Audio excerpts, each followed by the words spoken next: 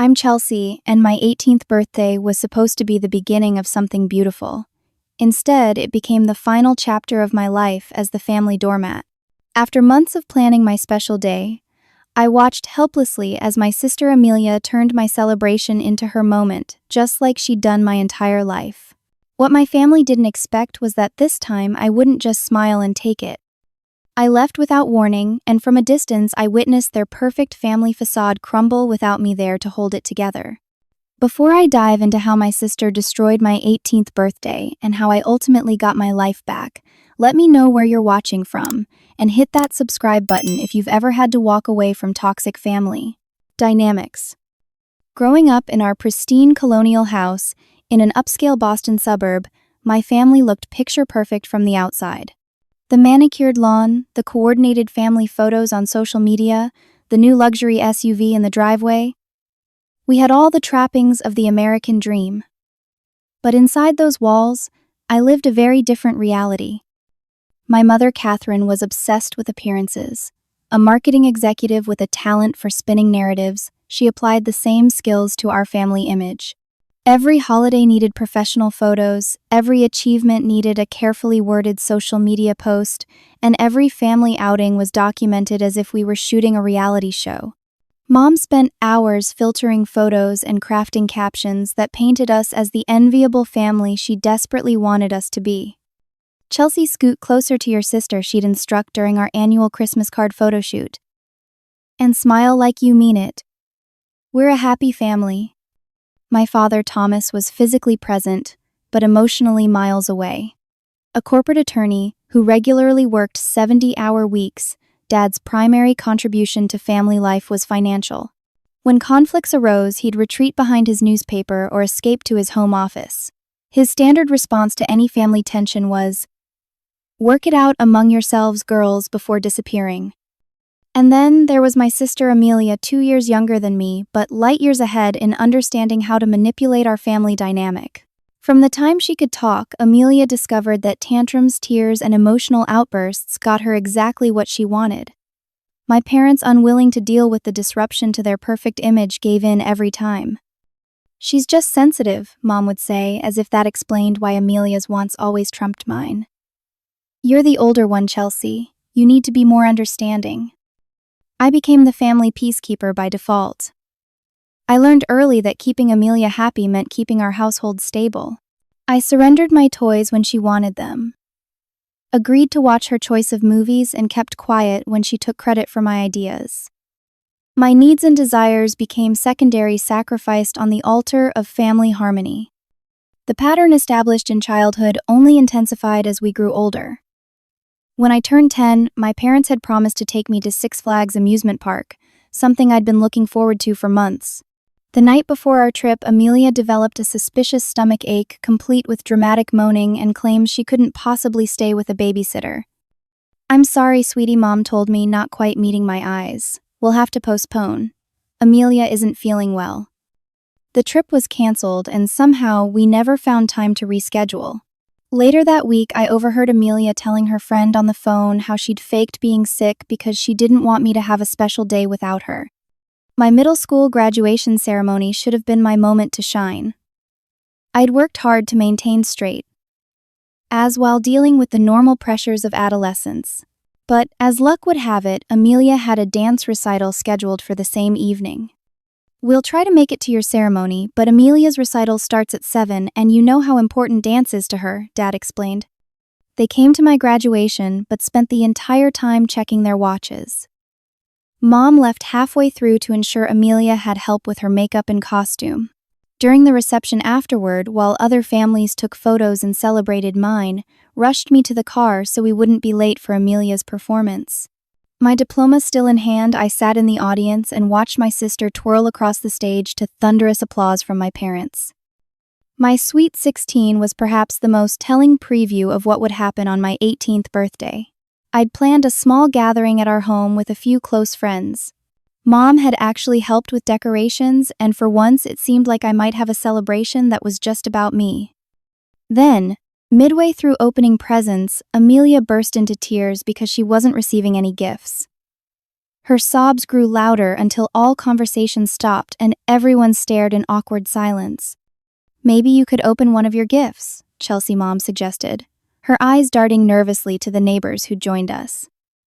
"The one from us is actually for both of you girls to share." What was supposed to be my new laptop for college applications became a family computer that somehow migrated permanently to Amelia's room within a week. My party dissolved into comforting Amelia with my friends, leaving early, and texting me sympathetic messages afterward.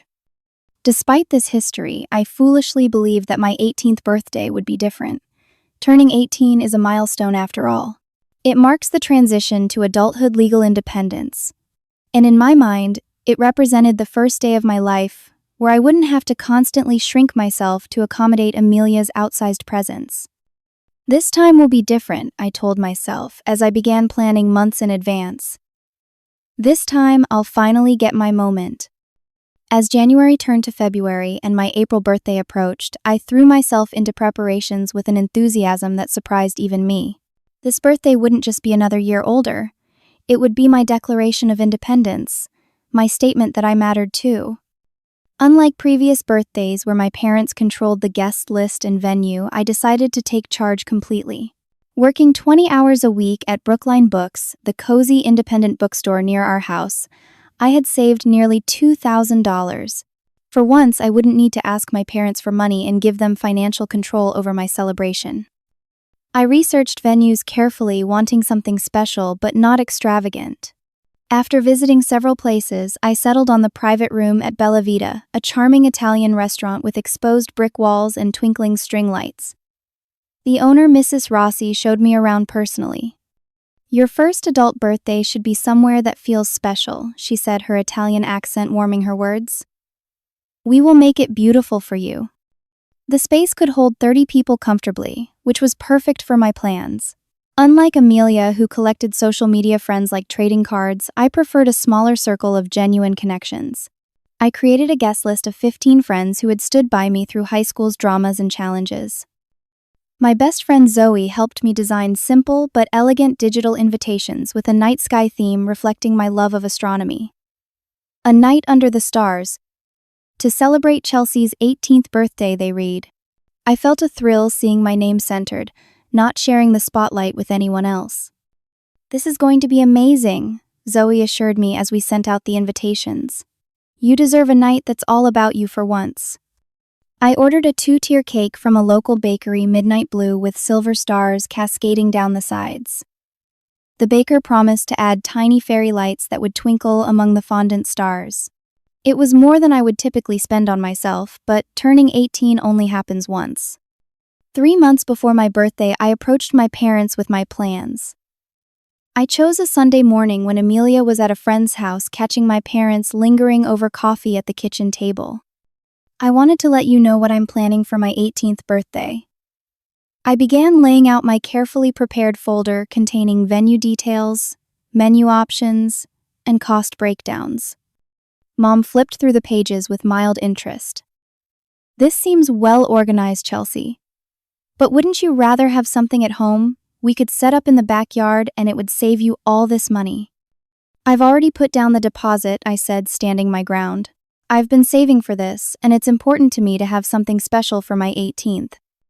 Dad glanced up from his phone. "Looks reasonable to me. You're being responsible with your money. And that's good." "What about Amelia?" Mom asked. "She'll want to be involved." I'd anticipated this question. She's on the guest list, of course. But this is my birthday celebration with my friends. I'm sure she'll understand. Mom looked doubtful but nodded. "All right then. Let us know if you need any help. Though I might suggest the blue napkins instead of the silver ones. They'll photograph better for Instagram." It wasn't enthusiastic support, but it was permission, and that was enough. As the weeks passed, my excitement grew. I bought a dress, a knee-length midnight blue number, with a subtle shimmer that made me feel confident and grown up. I splurged on having my hair professionally styled and even practiced, applying makeup that would make my green eyes stand out. The night before my birthday, I laid out everything I'd need for the next day: my dress, new silver heels, the small star-shaped earrings that had been a gift from my grandmother before she passed away. Everything was perfect, ready for my special day. As I was setting out my jewelry, I overheard Amelia's voice from downstairs, the familiar, whining tone that signaled she was unhappy about something. "But it's so boring just sitting there watching Chelsea open presents," she complained. "Everyone's going to be paying attention to her all night." I couldn't hear my parents' responses, but I could imagine them. The same placating tones, the same attempts to soothe her without setting boundaries. A knot formed in my stomach, but I pushed the anxiety away. "Not this time," I whispered to myself. "Tomorrow is my day." I fell asleep, dreaming of twinkling lights, midnight blue cake, and finally, having a celebration that was all about me. The morning of my birthday dawned clear and perfect. Sunlight streamed through my curtains, and for a moment, I just lay there savoring the knowledge that I was officially 18, an adult, someone whose choices and preferences mattered. "Happy birthday to me," I whispered, allowing myself a smile before getting up to face whatever the day would bring. My birthday morning started with a promising tradition. Dad's special birthday pancakes topped with whipped cream and strawberries arranged in the shape of my age. He'd been making them since I was little, and seeing the number 18 formed from plump red berries made me ridiculously happy. "The birthday girl has arrived," Dad announced as I entered the kitchen, placing the plate before me with a flourish. 18 years old. I can hardly believe it. Mom looked up from her phone long enough to kiss my cheek. "Happy birthday, sweetheart. I've already posted the throwback photos of you as a baby. They're getting lots of likes." I glanced at her screen and saw she'd created a collage of my baby pictures with the caption, "From tiny bundle to beautiful young woman." "Where did 18 years go? Number, proud mom number, my baby is an adult." The post already had dozens of comments which Mom was busily responding to rather than engaging with the actual adult sitting across from her. Amelia trudged into the kitchen last, still in her pajamas, despite it being nearly 10. She mumbled what might have been happy birthday before slumping into her chair and scrolling through her phone. Every few minutes, she'd sigh loudly, clearly wanting someone to ask what was wrong. When no one did, she resorted to more direct tactics. "I got another rejection letter yesterday," she announced to the table at large. "From NYU. They said my application was strong, but they couldn't offer me a spot." "Oh, honey," Mom immediately set down her phone, her attention completely diverted. "I'm so sorry. Their loss, really. Your essay was brilliant." "There are still 3 schools we haven't heard from," Dad added. "Better schools, honestly." I ate my pancakes in silence, used to the speed with which any conversation could become about Amelia. Today, though, I refused to let it bother me. In a few hours, I'd be surrounded by friends who were there specifically to celebrate me. After breakfast, I spent a luxurious hour getting ready. I curled my normally straight brown hair into loose waves, applied makeup that enhanced without overwhelming, and finally slipped into my new dress. Looking in the mirror, I barely recognized myself. Gone was the quiet, accommodating girl who faded into the background of family photos. In her place stood a young woman ready to claim her space. My phone buzzed with a text from Zoe, birthday queen. "Can't wait to celebrate you tonight. Love you tons." The message brought tears to my eyes. This was what birthdays should feel like, being seen and celebrated by people who truly care. We arrived at Bella Vita 30 minutes before my guests were due. Mrs. Rossi had transformed the private room exactly as promised. Tiny fairy lights twinkled among dark blue and silver decorations. A table for gifts stood in one corner, and a small area had been cleared for dancing later. My cake took pride of place on its own table, even more beautiful than I had imagined. "It's perfect," I whispered, turning in a slow circle to take it all in. "Not bad," Amelia commented, immediately walking to the cake and running her finger along the edge of a fondant star. "Though I would have gone with something more sophisticated than stars. Aren't you a little old for this theme?" Before I could respond, the door opened and Zoe burst in carrying a gift bag and wearing a huge smile. "Birthday girl," she exclaimed, rushing to hug me. "You look amazing. That dress is perfect on you." More friends arrived in quick succession. Taylor and Jordan from my advanced placement classes, Megan and Drew from the bookstore, and others who had become important parts of my life. Each arrival brought hugs, compliments, and the genuine warmth of being valued. My parents circulated politely, my father chatting with my friends' parents who had decided to stay, my mother surreptitiously taking photos for what would undoubtedly be an elaborately captioned social media post later. Amelia sat at a table near the cake, alternating between texting furiously and watching the room with narrowed eyes. The first hour passed in a blur of laughter and conversation. We ate delicious Italian food, shared stories from throughout high school, and my friends took turns offering toasts that made me blush and smile. For 60 glorious minutes, I was the center of attention in the best possible way, surrounded by people who saw and appreciated me for exactly who I was. As dinner dishes were cleared away, Mrs. Rossi dimmed the main lights, making the fairy lights seem even more magical. "Time for cake soon," she told me with a warm smile. That's when I noticed Amelia had disappeared. Scanning the room, I spotted her in a corner, having what appeared to be an intense conversation with our mother. Mom's expression shifted from surprise to excitement, while Amelia's face held a smile that sent a chill down my spine. I recognized that smile. It was the same one she'd worn before announcing to my entire third-grade class that I still slept with a nightlight. Mom hurried over to Dad, whispering something that made his eyebrows raise. They both looked toward Amelia with expressions of pride that I rarely saw directed at me. My stomach tightened as Mrs. Rossi and her staff brought out my beautiful cake, now adorned with 18 candles whose flames created dancing shadows across the fondant stars. My friends gathered around phones, ready to capture the moment.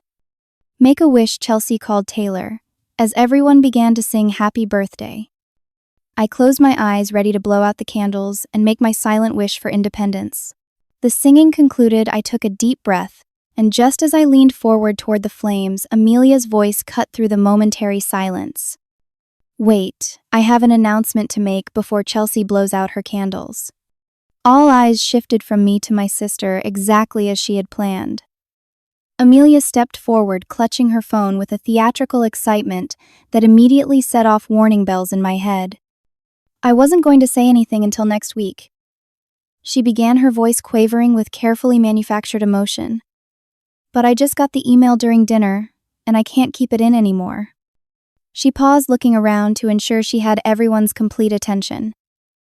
My candles continued to burn wax, beginning to drip onto the beautiful frosting stars. "I got early acceptance to Stanford." "Full scholarship," Amelia's voice rose to nearly a shriek as she waved her phone in the air. "They said my application essay was one of the most compelling they'd read in years." The room erupted in confused congratulations. My parents rushed to Amelia's side, Mom already in tears, Dad beaming with unrestrained pride. They hugged her between them, while my friends stood awkwardly around my cake, unsure whether to continue with my birthday moment or acknowledge Amelia's announcement. "Stanford. Can you believe it?" Mom kept repeating loud enough for everyone to hear. "My baby got into Stanford with a full ride." Zoe caught my eye, her expression a mixture of sympathy and outrage.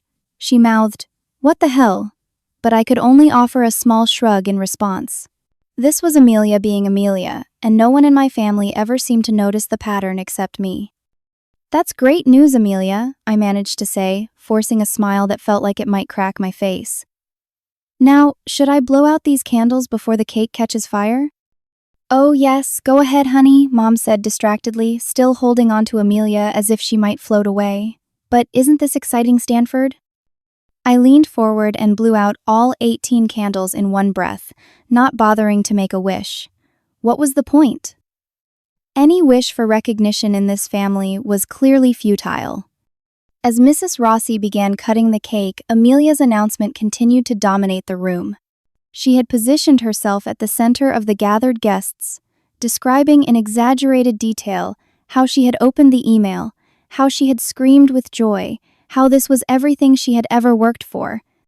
The admissions officer personally called me after sending the email, she claimed, though I noticed she didn't offer to show anyone this miraculous acceptance message on her phone. He said they almost never offer full scholarships to out-of-state students, but my application was exceptional. My friends tried valiantly to refocus the celebration on me bringing their gifts to the table where I sat with my untouched slice of cake. But each time conversation about my plans for college or the summer began to flow, Amelia would interject with another detail about Stanford, her voice rising until all attention returned to her. Her performance reached its peak when she suddenly burst into tears, covering her face with her hands. "I'm just so overwhelmed," she sobbed as Mom rushed to comfort her. "I've worked so hard for this, staying up all night, studying, volunteering at the hospital, writing and rewriting my essay. I can't believe it's finally happening." The tears worked their magic as they always did. Dad called for everyone's attention, raising his glass in what I desperately hoped would be a birthday toast for me. "I'd like to propose a toast," he began, smiling broadly, "to achievements worth celebrating. Stanford University is gaining an exceptional young woman in Amelia. Her dedication and talent have earned her this remarkable opportunity, and her mother and I couldn't be prouder." As an apparent afterthought, he added, "And to Chelsea on her 18th birthday. May this year bring you success as well." My friends exchanged uncomfortable glances. Zoe reached under the table and squeezed my hand, a silent gesture of support that nearly broke my carefully maintained composure. "Perhaps we should celebrate both girls tonight," Mom suggested, her eyes bright with excitement. "Mrs. Rossi, is there any way we could add 'Congratulations, Amelia' to the cake alongside the birthday message?" Before the restaurant owner could respond, Amelia chimed in, "That's so thoughtful, Mom, but this is Chelsea's birthday. I don't want to take away from her special day." The false modesty might have been convincing to anyone who hadn't witnessed 16 years of her doing exactly that. "Nonsense," Mom insisted. "We can celebrate both our amazing daughters tonight." The rest of the evening passed in a blur of humiliation. My beautiful star-themed cake now bore an awkwardly added, "And congrats, Amelia," in hastily piped frosting. The gifts I opened were met with distracted acknowledgments from my parents, who kept returning to discussions of Palo Alto weather and Stanford's prestigious programs. By 9 o'clock, what should have been a 3-hour celebration had effectively ended. My friends made apologetic excuses to leave, each hugging me a little longer than necessary, their sympathy palpable. "Text me when you get home," Zoe whispered as she left. "This was total bullshit, and we need to talk about it." The drive home was excruciating. Mom and Dad sat in the front seat, enthusiastically discussing Amelia's future California life, completely oblivious to my silence in the back. Amelia sat beside me, occasionally shooting smug glances my way when our parents weren't looking. "We should plan a trip to Stanford before fall semester," Dad was saying. "See the campus, get a feel for where Amelia will be living." "Absolutely," Mom agreed. "I'll start researching hotels tonight. We could make it a family vacation in August." Not once during the 15-minute drive did either of them mention my birthday again or ask how I felt about my party. It was as if the celebration had been for Amelia all along and my birthday was merely the convenient occasion. As we pulled into our driveway, I heard Amelia's phone chime with a text. She checked it and smirked. "Jessica says everyone's talking about my Stanford acceptance," she announced. "She says it's all over social media already." Our little celebrity mom beamed. I walked into the house and straight up to my room without another word. Closing the door behind me, I finally allowed the tears I'd been holding back all evening to fall. Through the wall, I could hear Amelia on the phone in her room. "It was perfect timing," she was saying, her voice carrying clearly through our shared wall. "You should have seen her face when everyone stopped paying attention to her stupid birthday and started congratulating me instead. Priceless." A pause, then laughter. "No, of course, I didn't get into Stanford. Not yet, anyway. The regular decisions don't come out for months.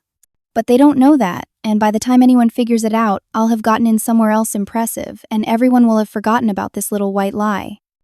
I sat frozen on my bed, the confirmation of what I'd suspected hitting me like a physical blow. Amelia had deliberately fabricated an acceptance to ruin my birthday. And my parents, in their eagerness to celebrate their favorite daughter, hadn't even questioned the timing or asked to see the supposed email. That night, lying in bed and staring at the glow-in-the-dark stars I'd stuck on my ceiling as a child, I made a decision. This would be the last time Amelia stole my moment. The last time my parents overlooked me in favor of her drama. The last time I silently accepted my role as family afterthought. By the time I fell asleep, the outline of a plan had already formed in my mind.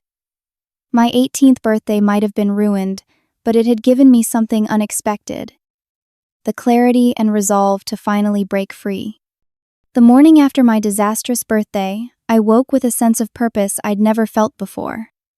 While my family slept, I opened my laptop and created a document titled Exit Strategy. This wasn't a spontaneous reaction to one ruined birthday. It was the culmination of years of being overshadowed and undervalued. My 18th birthday had simply been the final confirmation that nothing would change unless I changed it myself. First, I needed a place to live. Scrolling through rental listings, I quickly realized that Boston-area apartments were far beyond my budget on a part-time bookstore salary. Practicality would have to temper my newfound independence. I texted Zoe, "Can we talk in person, not at my house?" We met at a coffee shop 3 blocks from my home. After ordering our drinks, I laid out the situation without dramatic flourishes or self-pity. "I'm moving out," I concluded. "I can't do this anymore." Zoe didn't look surprised. "About time, honestly." "Where will you go?" "That's where I'm stuck. I can't afford an apartment on my own." Zoe stirred her latte thoughtfully. "My parents converted our garage into a studio when my grandma was living with us. It's been empty since she moved to Florida.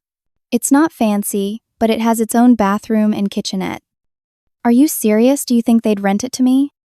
"Rent?" Zoe looked offended. "Chelsea, you're practically family. Let me talk to them. I'm sure they'd let you stay while you figure things out." That afternoon, Zoe called with news that her parents had agreed. I could stay in the studio for 3 months rent-free, after which we'd discuss a nominal rent if I wanted to stay longer. It was more generosity than I'd dared hope for, and the first piece of my plan fell into place. Next came finances. I went to the bank and opened a new account at a different institution than the one my parents used, transferring my savings from my childhood account. I spoke with my manager at the bookstore, explaining my situation without details that would make her uncomfortable. "I need more hours," I told her. "As many as you can give me while I'm still finishing school." "I can put you on for 30 hours a week," she offered. "And if you're interested, our children's book specialist is leaving in June. It's full-time with benefits, but you'd need to delay college." The idea of postponing college hadn't occurred to me, but it made practical sense. "I'll take the extra hours now, and I'd like to apply for the full-time position when it opens." With housing and income addressed, I turned to logistics. Over the next 3 weeks, I began the slow process of removing my life from my parents' home. Each day, I took a small bag of possessions to school and left them with Zoe. Clothes I rarely wore, books I couldn't bear to leave behind, the jewelry box my grandmother had given me. Piece by piece, my most valued possessions migrated to the safety of Zoe's garage apartment. My parents noticed nothing. Mom was busy planning a celebratory dinner for Amelia's Stanford acceptance while Dad worked late most nights. Amelia was wrapped up in her own social dramas, including an elaborate lie about why Stanford wasn't sending her any follow-up information about housing or orientation. In mid-May, as graduation approached, I found a small studio apartment near the bookstore. It was tiny, with barely enough room for a bed and small table, but the rent was manageable if I worked full-time. I signed a 6-month lease, beginning the 1st of June, using most of my savings for the security deposit and first month's rent. The final weeks of high school passed in a blur of exams and graduation preparations. I maintained my facade of normalcy at home, even as I methodically detached myself from that life. I declined my parents' offer to throw a graduation party, claiming I preferred a quiet dinner with just family. The truth was, I couldn't bear another celebration that might become the Amelia show. May 28th, moving day, arrived with perfect timing. Amelia had been begging for a shopping trip to buy new clothes for Stanford for weeks, and Mom finally relented. They planned a full day at the mall, followed by dinner at Amelia's favorite restaurant. Dad, as usual, had a work commitment, a Saturday partners meeting he couldn't miss. "Will you be okay on your own, Chelsea?" Mom asked, as she grabbed her purse, already focused on the day with Amelia. "I'll be fine," I assured her. "I have some reading to catch up on." The moment their car pulled out of the driveway, I sprang into action. Zoe and her brother arrived with their SUV, and we loaded the last of my possessions. My desk lamp, my remaining clothes, the framed photo of my grandparents, and the small television Dad had given me when he upgraded the family room set. As Zoe and her brother took the first load to my new apartment, I sat at the kitchen table and wrote a brief note. "Mom, Dad, and Amelia. I've moved out. I'm safe and staying with friends until my apartment is ready. My phone will remain on, but I need some space right now. Please respect that. Chelsea. I placed the note on the kitchen counter where it couldn't be missed. Then took one last walk through the house I'd grown up in. Each room held memories. Some good, many complicated. In my nearly empty bedroom, I ran my fingers along the wall where my height had been marked each year. The indentation in the carpet where my reading chair had sat. The faded outline of posters long removed. I didn't feel sad exactly, more like I was shedding a skin that had grown too restrictive. At 18, most people leave home for college dorms. My path would be different, but the outcome was the same. The beginning of an independent life shaped by my own choices. The front door closed behind me with a soft click. No dramatic slam, no tearful goodbye. Just the quiet conclusion of one chapter and the opening of another. Zoe waited in her car at the curb, and I slid into the passenger seat without looking back. "Ready?" she asked. I nodded suddenly, unable to speak past the lump in my throat. Ready or not, I had taken the first irreversible step toward freedom. My new apartment was sparse but clean. The previous tenant had left behind a futon that doubled as a couch and bed, and Zoe's family had contributed a small dining table with 2 chairs. My books filled a set of plastic storage crates turned on their sides to create makeshift shelving. It wasn't much, but every item in the space was there because I had chosen it. That evening, as predicted, my phone exploded with notifications. First came confused texts from Mom around 6 when they returned from shopping. By 7, the messages had shifted to demands that I call immediately. By 8, Dad had joined in his texts, oscillating between anger and concern. Amelia's lone message was tellingly self-centered. "Way to steal attention from my Stanford news with your drama." I responded to my parents with a brief text. "I'm safe, just need space. Will contact you when I'm ready to talk." Then I turned off my phone, curled up on my futon, and slept more peacefully than I had in years. The first week in my apartment passed in a blur of work shifts and settling in. I kept my phone off most of the time, turning it on briefly each evening to check for important messages and reassure my parents I was still alive. Their texts evolved from anger to bargaining with offers, to discuss whatever is bothering you and promises of changes at home. Zoe kept me updated on the family drama unfolding in my absence. According to her sources, mainly our mutual friend Jasmine, whose mother was in the same tennis club as mine, my disappearance had created exactly the disruption to their perfect image that my parents feared most. "Your mom had to cancel hosting the graduation parents' brunch," Zoe reported over pizza in my new apartment. "Told everyone there was a family emergency. The rumors are flying." I felt a twinge of guilt that quickly dissolved. I hadn't created this situation. I had simply stopped enabling it. My tiny apartment gradually transformed into a home. I found a secondhand dresser on a neighborhood buy-nothing group. The bookstore owner gifted me a slightly damaged floor lamp that couldn't be sold. Zoe's mother brought over extra dishes and cooking utensils. Each addition made the space more mine. Working full-time at the bookstore brought unexpected satisfaction. My manager assigned me to help redesign the children's section, giving me creative control over displays and ordering. For the first time, my ideas were valued and implemented without someone else taking credit. "You have a real eye for this," my manager commented after I created a summer reading display that doubled our children's book sales in a week. "Have you considered studying design in college?" The question reminded me that I'd deferred my community college enrollment to the spring semester, a decision that had felt like a setback but now seemed like an opportunity to clarify what I actually wanted, not what was expected of me. 2 months after moving out, I received my first direct update about my family from someone other than Zoe. Taylor, who lived 3 houses down from my parents, texted me on a Sunday afternoon. "Thought you'd want to know. Big fight happening at your house. Can hear your mom and Amelia screaming at each other from my backyard. Something about Stanford."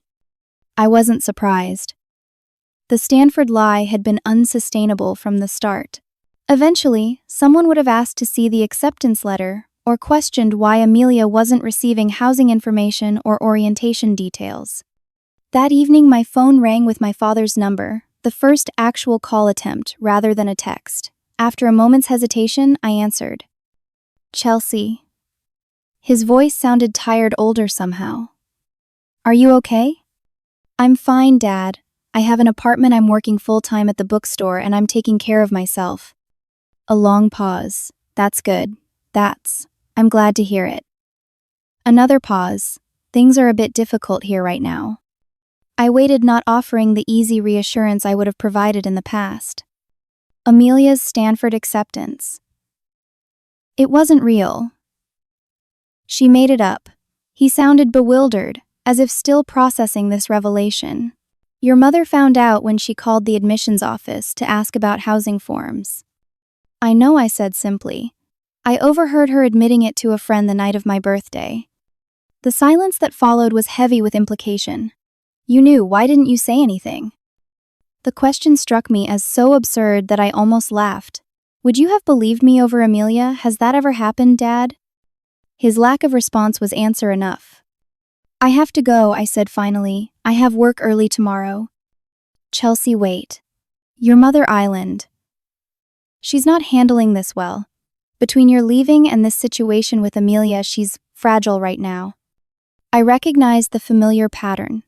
My father's implied request that I come home and restore the family balance, smooth things over, be the responsible one, while Amelia continued her destructive patterns. I'm sorry to hear that, I replied, genuine but firm, but I can't come back and fix this. This is something you and Mom need to handle yourselves. After we hung up, I sat on my futon, staring at the single houseplant I'd bought to brighten my kitchenette windowsill. For the first time, I felt not just relief at being away from the family drama, but a sense of pride in establishing my boundaries. Over the following weeks, I learned more about the fallout through the gossip network. Amelia's Stanford lie had unraveled spectacularly with Mom, apparently discovering the truth while on the phone with Stanford admissions, asking about why they hadn't received housing information yet. The public humiliation had been intense. Mom had already announced the prestigious acceptance to everyone in her social circle, posted multiple congratulatory messages on social media, and even ordered a Stanford Mom car decal. Without me there to absorb the tension, Amelia's tantrums apparently escalated. According to Jasmine, Amelia had been caught trying to break into the school's administrative system to change her grades, hoping to improve her chances at other colleges after the Stanford debacle. The attempt resulted in academic probation, jeopardizing her actual college acceptances. Mom, whose identity was so wrapped up in the family's perfect image, suffered what Dad vaguely described as a nervous episode and had started seeing a therapist. Her social media accounts went conspicuously quiet after years of daily updates about her perfect family. Dad began staying at work later and later, sometimes not coming home until after midnight. Rumors circulated about him being spotted having drinks with a female colleague. Though I tried not to put too much stock in neighborhood gossip. 3 months after I moved out, Dad appeared at the bookstore during my shift. He looked thinner, the lines around his eyes deeper than I remembered. Your manager said I could talk to you on your break, he explained, hovering awkwardly by the register. We sat at the small cafe inside the bookstore, two strangers sharing coffee. I thought we should talk in person, he began. Things at home are complicated right now. I've heard, I said, neither sympathetic nor cold. Your mother and I are considering a trial separation. He stared into his coffee as if it might offer guidance. After everything with Amelia, and then you leaving, we realized we've been ignoring problems for a long time. I nodded, unsurprised. Their marriage had always seemed based more on maintaining appearances than genuine connection. Amelia's seeing a therapist too. The college counselor suggested she might have some issues to work through. He looked up, finally meeting my eyes. The therapist asked if you would consider coming to a family session. I'm not ready for that, I said honestly. Maybe someday, but not now. He nodded, disappointment evident but not pushing. I understand. He hesitated, then added, I've been thinking a lot about your birthday, about how we let Amelia take over like we always did. I'm sorry, Chelsea. You deserved better. The apology so long awaited landed with less impact than I might have expected. It was a start, but it couldn't erase years of patterns with a few words. Thank you for saying that, I replied. It means something to hear it. As Dad prepared to leave, he asked the question I'd been expecting. Will you come home? Your mother misses you. We all do. I shook my head. This isn't about punishing you or Mom or Amelia. I'm building my own life now. I needed to get away to figure out who I am when I'm not just reacting to family drama. And who are you? He asked, genuine curiosity in his voice. I smiled, surprised by how easily the answer came. I'm still figuring that out, but I like who I'm becoming. 1 year after my 18th birthday disaster, my life had transformed in ways I never could have predicted. My studio apartment, while still small, had become a true home. Colorful secondhand furniture, carefully chosen artwork, and shelves overflowing with books created a space that reflected who I was becoming, not who I had been forced to be. My promotion to children's book specialist had come with a modest salary increase and health benefits. I'd started taking 2 classes each semester at community college, focusing on business and design after discovering my talent for creating engaging retail displays. My manager had begun mentioning the possibility of assistant manager training in my future, a career path I'd never considered but found increasingly appealing. Most importantly, I'd built relationships based on genuine connection rather than obligation or manipulation. My friendship with Zoe remained a cornerstone of my life, but I'd also formed close bonds with coworkers and classmates who knew me only as the person I chose to be, not as someone's overshadowed sister. My relationship with my family evolved slowly with careful boundaries. After 6 months of minimal contact, I agreed to meet my mother for lunch at a neutral restaurant. The woman who sat across from me seemed smaller, somehow less certain of herself than the image-obsessed mother I remembered. The house feels empty without you, she admitted, after our initial awkward small talk. I never realized how much you were the heart of our family until you were gone. I didn't feel like the heart, I replied honestly. I felt invisible most of the time. Mom flinched, but didn't deny it. I've been doing a lot of work in therapy, she said. Learning about family dynamics, about how we created an unhealthy system, about my own issues with needing everything to look perfect instead of being healthy. We established a pattern of monthly lunches, conversations gradually becoming less strained as we created a new relationship based on who we were now, not our old roles. She asked real questions about my life and actually listened to the answers, a novel experience that took time to feel natural. Dad and I found our way back to each other through books. He'd always been a reader before work consumed his life, and when I mentioned a novel I was enjoying during one of our phone calls, he read it too.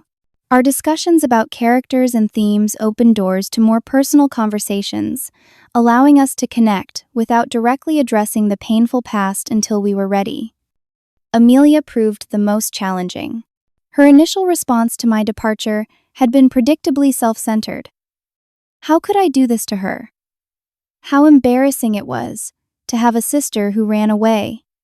How everyone at school was talking about our family now. Over time, however, something shifted. Perhaps it was her therapy or perhaps the natural maturing process, but she began sending texts that showed glimmers of self-awareness. I'm sorry about your birthday last year, she wrote 9 months after I'd left. My therapist helped me see how messed up that was. I responded with caution, appreciative of the apology, but unwilling to instantly forget years of behavior based on one text. Our reconciliation, if it happened, would require time and consistent evidence of change. In April, as my 19th birthday approached, I received an unexpected invitation from my mother, a family dinner at a restaurant of my choosing to celebrate my birthday. Just the 4 of us, no extended family or friends to perform. 4.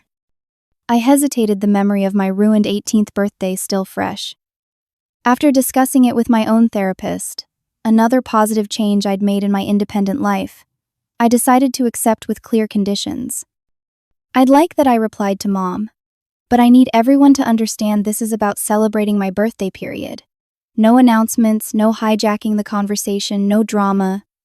The dinner was scheduled for the Saturday after my actual birthday, which I celebrated with my chosen family, Zoe and her parents, my coworkers, and the new friends who had supported my journey to independence.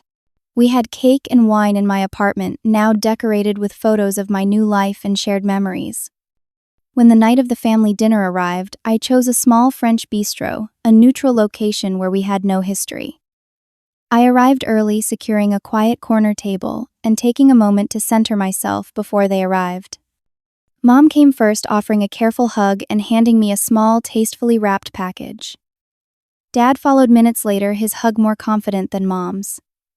Amelia arrived last, looking nervous in a way I'd rarely seen. "Happy birthday, Chelsea," she said, holding out a gift bag. "I picked this out myself." No input from Mom or Dad. The statement might have seemed odd to an outsider, but to me, it signified a meaningful shift. Amelia had always relied on our parents to solve problems, provide gifts, make decisions. This small act of independence suggested real growth. Dinner began with awkward small talk about the menu and the restaurant's decor, but gradually evolved into more genuine conversation. Mom asked about my classes without trying to steer me toward a different major. Dad inquired about my apartment without suggesting I should move back home. Amelia actually listened when I spoke instead of waiting for her turn to talk. When dessert arrived, a chocolate mousse with a single candle, Mom took a deep breath and said, "We have something we'd like to say to you, Chelsea." "It's not an announcement about us," she added quickly, seeing my expression. "It's an acknowledgement." Dad reached for Mom's hand. "We failed you," he said simply. "We allowed patterns to develop that hurt you deeply, and we didn't see it because it was easier not to." "I was the worst," Amelia admitted, staring at her napkin. "I always knew exactly what I was doing when I took attention away from you. It made me feel powerful, and I didn't care how it made you feel." "We can't change the past," Mom continued, "but we want you to know that we see it clearly now. And we're all working to be better, for ourselves, for each other, and for our relationship with you, whatever form that takes." I hadn't expected to cry, but tears came anyway. Not the hurt tears of my ruined 18th birthday, but something more complex. Grief for what our family could have been, relief at having the truth acknowledged, cautious hope for what might still be possible. "Thank you for saying that I managed finally. It means a lot to hear." We didn't solve everything that night. One dinner couldn't erase years of dysfunctional patterns. But it was a beginning, a foundation for a new kind of family relationship based on honesty and respect rather than appearances and old roles. As I walked back to my apartment afterward, gifts in hand, I reflected on the strange journey that had begun with a ruined birthday. My sister's tantrum had been the breaking point, but in retrospect, it had also been a gift, the final push I needed to claim my own life. Sometimes the bravest thing you can do is walk away quietly and build the life you deserve. My 18th birthday disaster became the greatest gift I could have received, the push I needed to find my voice, my boundaries, and myself. I still have the journal entry I wrote the night I moved out, words that have become something of a personal mantra. Your worth isn't determined by how others treat you. Your peace isn't dependent on other people's chaos. Your life belongs to you alone. A year later, those words ring truer than ever. By walking away from a family dynamic that diminished me, I created space for all of us to grow into better versions of ourselves. Their perfect world may have collapsed without me there to maintain it, but from those ruins, something healthier had a chance to emerge. What about you? Have you ever had to walk away from something toxic to find yourself? Share your story in the comments below. And if this story resonated with you, please hit that like button and subscribe for more stories about finding strength in difficult situations. Thank you for listening to my journey. And remember, sometimes the hardest choices lead to the most beautiful destinations.